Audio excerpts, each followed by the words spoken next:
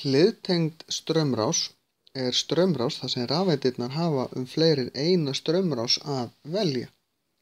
Straumrás er leiðari sem liggur í hring, þannig að rafeindirnar komast í hring og til þess að við getum kveikt á til dæmis ljósaperu þá þurfum við að hafa lokaða straumrás svo rafeindirnar geti klárað hringinn.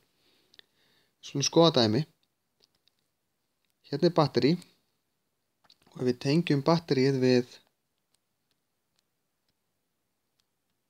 perustæði þá er þetta einföld straumrás. Hún er lokuð af því að rafeindirnar komast í hring. Vírinn liggur hérna í gegnum peruna.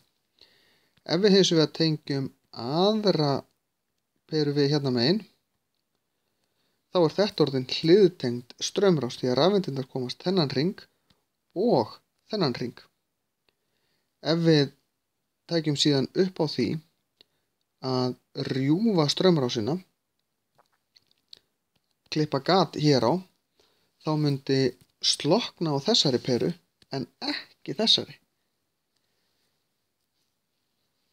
Þannig að jólasería þar sem við tökum eina peru úr eða ein pera bilar og það slökknar ekki á hinum, hún er hliðtengd.